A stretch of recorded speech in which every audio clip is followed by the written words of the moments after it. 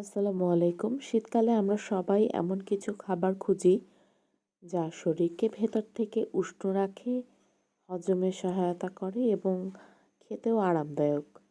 আজ আমি কথা বলবো এমন একটা সিম্পল কিন্তু অনেক বেশি পুষ্টিকর একটা খাবারের কম্বিনেশন নিয়ে, যেটা হচ্ছে রাইস নুডলস আর বিফ বোন ব্রথ। প্রথমেই বলি, শীতকালে আমাদের যে মেটাবলিজম বা ডাইজেশনের যে পাওয়ার, এটা অনেকটা কমে যায়।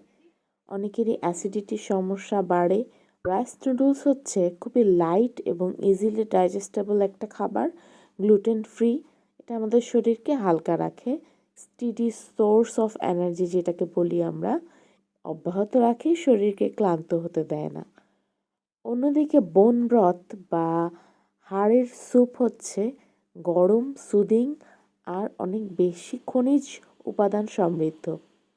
এতে আছে collagen, gelatine, glycine, proline, join, skin এবং হার্ট হেলথের জন্য অনেক বেশি উপকারী। আরেকটা গুরুত্বপূর্ণ দিক হলো ইমিউন সিস্টেম সাপোর্ট।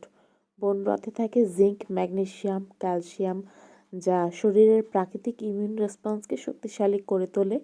শীতকালে যে অনবরত রিপিটেড কোল্ড, ফ্লু, থ্রোট এগুলো দেখা দেয়, এগুলো ঠেকাতেও আমাদের ইমিউনিটি স্ট্রং থাকা অনেক বেশি জরুরি।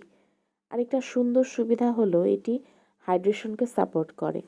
শীতে আমাদের ড্রাই ওয়াটার ইনটেকও দেখা যায় যে ন্যাচারালি কমে যায় ঠান্ডার কারণে, কিন্তু বোন ব্রথ বডিকে হাইড্রেট রাখে, সাথে ইলেকট্রোলাইট ব্যালেন্স রাখে এবং ওয়ার্ম এবং কমফোর্টিং একটা ফিলিংস দেয়। তাই শীতকালে এই খাবারটি একটি উপাদেয় এবং স্বাস্থ্যকর খাবার হতেই পারে।